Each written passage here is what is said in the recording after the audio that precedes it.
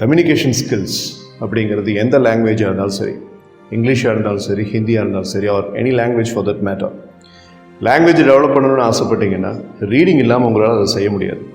நான் இந்த டெக்னிக்ஸை நிறைய காலேஜஸில் சொல்லியிருக்கேன். ஸோ காலேஜஸில் வந்து ஸ்டூடெண்ட்ஸ் முன்னாடி இப்படி எக்ஸ்பிளைன் பண்ணுறது அப்படிங்கிற அதோடைய வீடியோஸோடைய லிங்க்ஸையும் இந்த டிஸ்கிரிப்ஷனில் போட்டிருக்கேன். 1-on-1 எங்கிட்ட லிசன் பண்ணுறது எப்படி இருக்கோ அதே மாதிரி தான் காலேஜில் இருந்திருக்கும். இந்த காலேஜ் ஸ்டூடெண்ட்ஸ் கிட்ட பேசும்போது வேறு சில எக்ஸாம்பிள்ஸ் தான் சொல்லியிருப்பேன். ஸோ உங்களால் முடிஞ்சது அப்படின்னா டைம் எடுத்து அதையும் வாட்ச் பண்ணுங்கள். வேறு எக்ஸாம்பிள்ஸ் சொல்லியிருந்தால் வேறு இன்சைட்ஸ் கிடைக்கலாம். ஆனால் கண்டென்ட் மோரலஸ் ஒரே மாதிரி தான் இருக்கும். ஸோ அந்த மாதிரி ஒரு ட்ரெயினர்கிட்ட போய் நீங்கள் ஃபீஸ் கட்டி தான் லாங்குவேஜ் டெவலப் பண்ணிக்கணுங்கிற அவசியமெல்லாம் இல்லை. There is always a alternative way of learning things today in this modern era.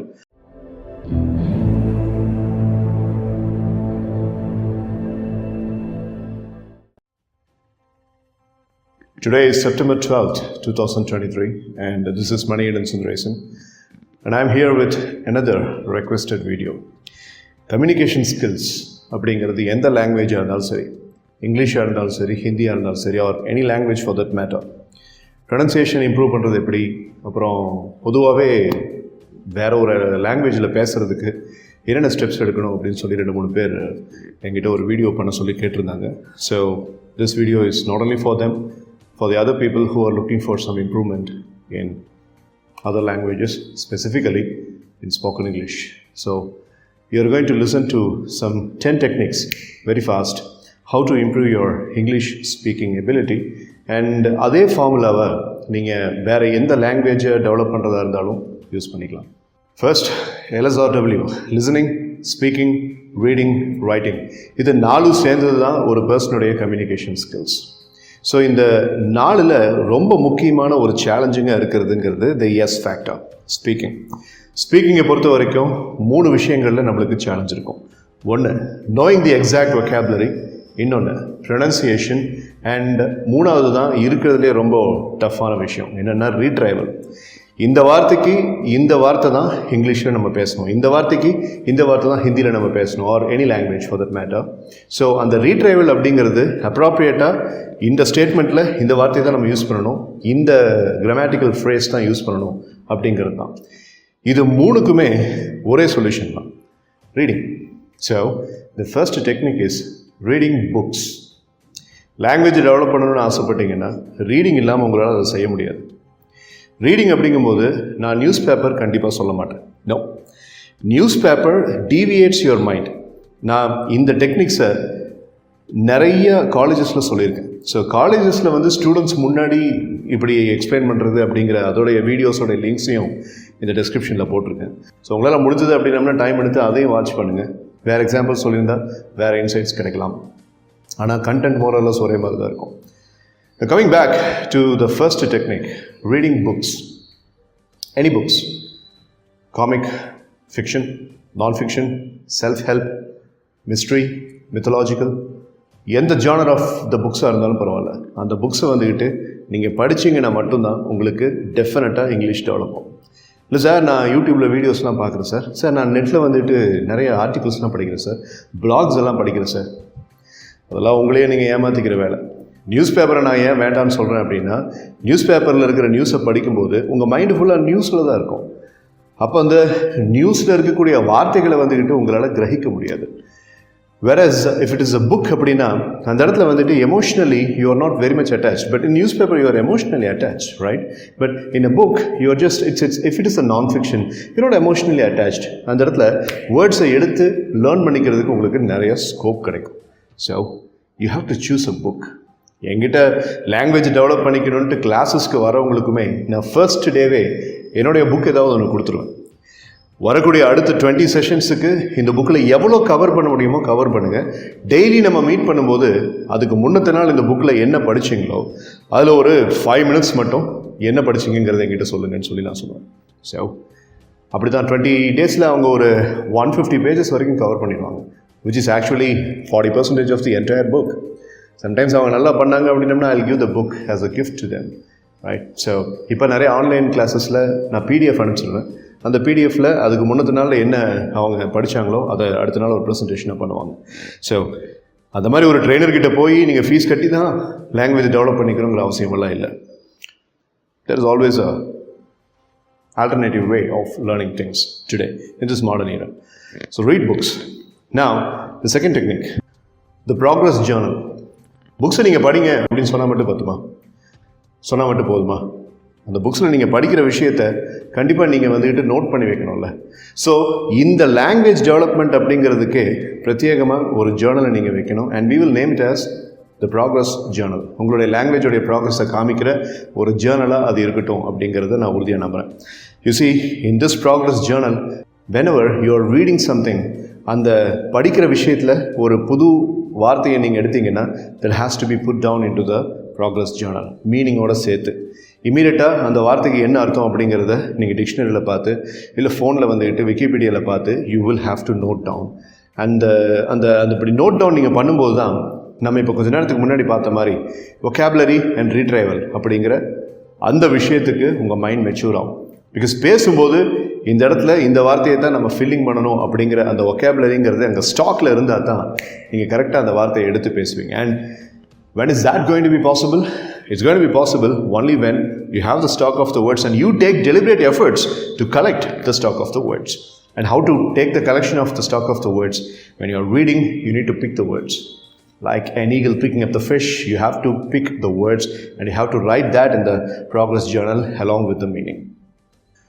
Now let's speak about the other uses of progress journal. மூணாவது டெக்னிக் நான் உங்களுக்கு சொல்கிறதுக்கு முன்னாடி progress journal-ல வேறு எந்தெந்த விஷயத்துக்கெல்லாம் யூஸ் பண்ணலாங்கிறத நான் சொல்லிடுறேன். When you are watching movies, when you are having a conversation, when you are traveling, when you are scrolling down your phone, when you are entirely having a screen time, either in the laptop or in the computer PC or in the phone, இந்த டைம்லலாம் உங்களுடைய progress Journal உங்களுக்கு கூடவே இருக்கும்.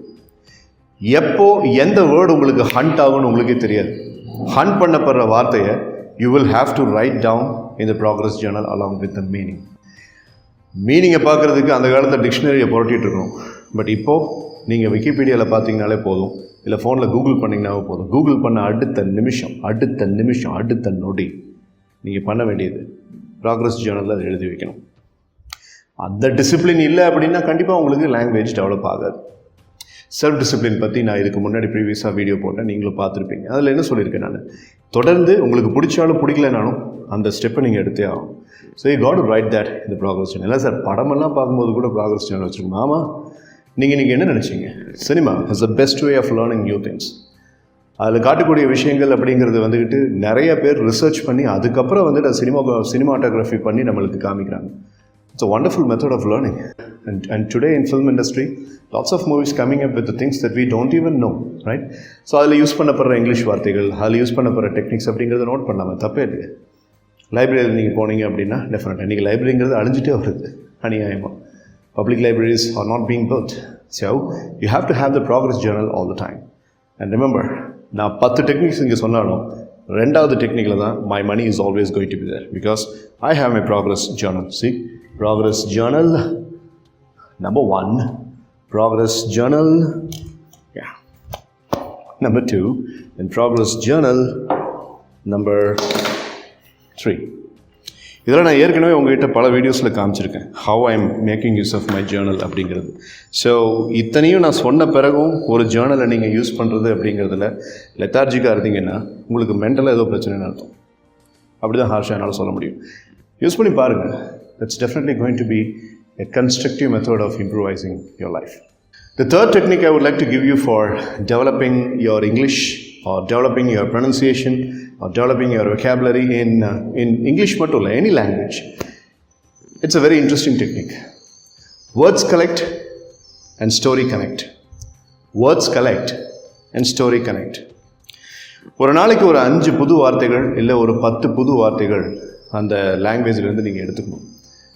So அந்த 5 புது வார்த்தைகளை நீங்கள் ஒரு ஸ்டோரியாக யூ ஹாவ் டு கனெக்ட்.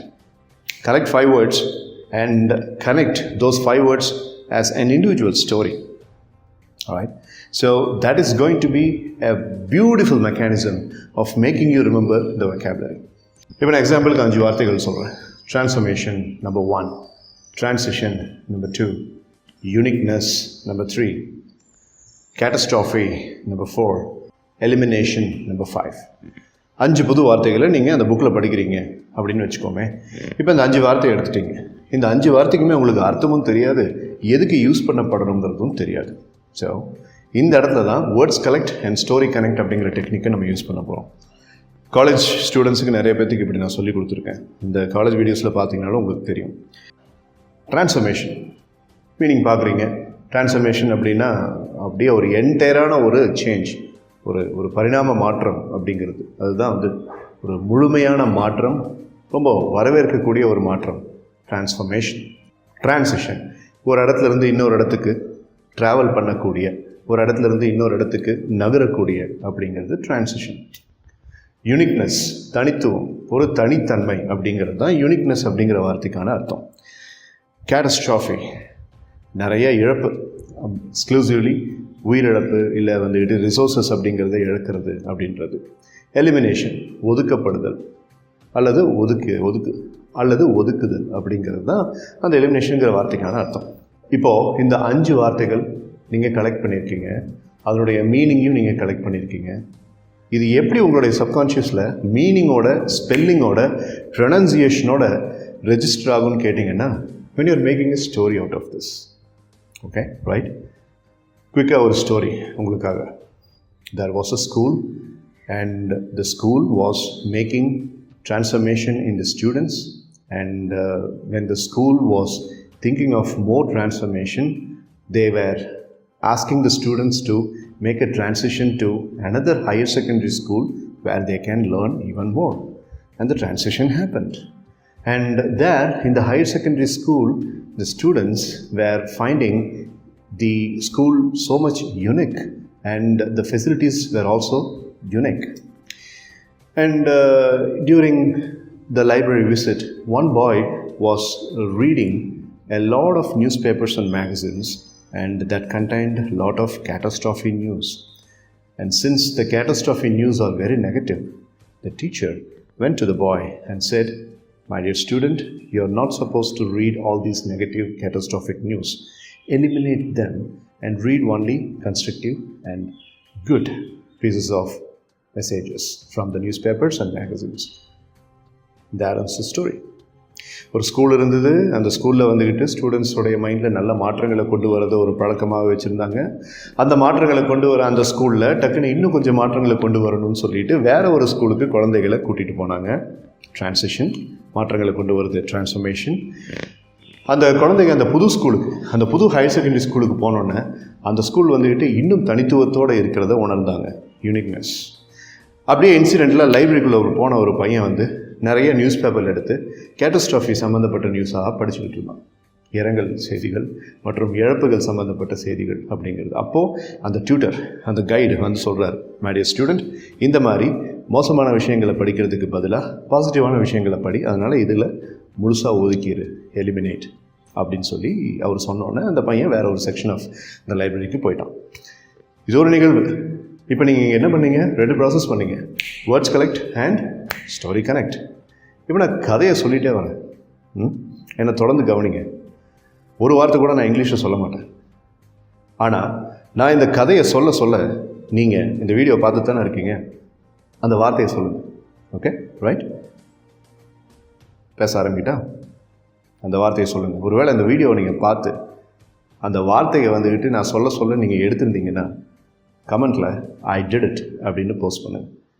இல்லாட்டி அந்த 5 வார்த்தைகளை கமெண்ட்டில் போஸ்ட் பண்ணுங்கள். ஒரு சின்ன க்யூரியாசிட்டி, நீங்கள் இதை ட்ரை பண்ணியிருக்கீங்கிறத பார்த்து நான் சந்தோஷப்பட்டுக்கலாம்ல. அதனால் ஒரு மிகப்பெரிய பள்ளிக்கூடம், அதில் இருக்கும் ஆசிரியர்கள் மாணவர்களுக்கு தேவையான எல்லா விதமான பரிணாம மாற்றங்களையும் கொண்டு வந்து கொண்டிருந்தார்கள். இந்த நிலையில் வேறு ஒரு பள்ளியில் குழந்தைகளை அழைத்து செல்ல வேண்டிய தருணம் வந்தது. அந்த வேறு ஒரு பள்ளியை, மிகப்பெரிய பள்ளியை குழந்தைகள் ஒரு தனித்தன்மை வாய்ந்ததாக உணர்ந்தார்கள். நூலகத்துக்கு சென்ற ஒரு மாணவன் அன்று குவிந்திருந்த நாளேடுகளில் மிக மிக சோகமான மற்றும் மிக மிக வன்மமான இழப்புகளை பற்றி கொண்டு அதுகளை பற்றின செய்திகளை படித்து கொண்டிருந்தான். ஆசிரியர் அந்த மாணவனிடம், இந்த செய்திகளை படிப்பதற்கு பதிலாக உனக்கு நிறைய ஊக்கம் ஊட்டுவிக்க தேவையான புத்தகங்கள் இந்த நூலகத்தில் நிறைந்திருக்கின்றன, அந்த புத்தகங்களை படி என்று அவனை அழைத்துச் சென்றார். இப்போ சொல்லுங்க, என்னென்ன வார்த்தைகள்? You're right. Transformation, transition, uniqueness, catastrophe and elimination. இதுதான் words collect and story connect. இந்த ப்ராசஸில் 5 புது வார்த்தைகளை நீங்கள் கற்றுருந்துருக்கீங்க. இந்த மாதிரி ஒரு நாளைக்கு 5 அப்படின்னு இருந்தால் கூட 10 நாளைக்கு 50 புது வார்த்தைகள், அதனுடைய மீனிங், அதனுடைய ஸ்பெல்லிங், அதனுடைய ப்ரொனன்சியேஷன் அப்படிங்கிறத நீங்கள் தெரிஞ்சுக்கிட்டீங்க. ப்ரொனன்சியேஷனை தெரிஞ்சுக்கிறதுக்கு விக்கிபீடியாவில் அந்த வார்த்தையை அடிச்சிங்கனாவே கீழவே ஒரு ஆடியோ கன்சோல் ஒன்று வரும். அந்த கன்சோலை கிளிக் பண்ணிங்கன்னா அது எப்படி ப்ரொனவுன்ஸ் பண்ணணும் அப்படின்னு சொல்லி அந்த ஆடியோவில் இருக்கும். அதை வச்சு தான் நீங்கள் லேர்ன் பண்ணணும். So this is the third technique. My fourth technique. Remember, இந்த டெக்னிக் எல்லாமே நான் என்னோடய இங்கிலீஷை வளர்த்துக்கிறதுக்கு நான் யூஸ் பண்ண விஷயங்கள், ஹிந்தி வளர்த்துக்கிறதுக்கு நான் யூஸ் பண்ண விஷயங்கள். My fourth technique is mirror conversation. அந்த புக்கில் நீங்கள் படிக்கிற ஒவ்வொரு விஷயத்தையும் அதிலிருந்து எடுத்த மீனிங்கை கண்ணாடி முன்னாடி நின்று பேசி பாருங்கள். Today is September 12, 2023, and today I read a book given by Maniyandan Sundaresan, and in that book, the first page contained this message, and this message was by an author, and I understood these and these things. இப்படி தப்பு எவ்வளோ பண்ணாலும் சரி, spoken English, broken English, damaged English, whatever English it is, உங்களுக்கு வர இங்கிலீஷில் அந்த விஷயங்களை ஃபுல்லாக கண்ணாடி முன்னாடி நின்று நீங்கள் பேசி பார்க்கணும். Because mirror is a wonderful reflection. When you are speaking in front of the mirror, அது கொடுக்குற மாதிரி ஒரு அட்டகாசமான மோட்டிவேஷன் வேற எந்த ஆசானும் கொடுக்க முடியாது. Because it's you. It's you. Self-generated motivation happens there and you can improve a lot. ஒரு நாளைக்கு ஒரு 10 நிமிஷம் மட்டும் இதை செஞ்சு பாருங்க. Speak in front of the mirror, something in the new language that you want to develop. And no matter how many mistakes you make, the very next day, the mistakes will be scrolling down and you will be very happy.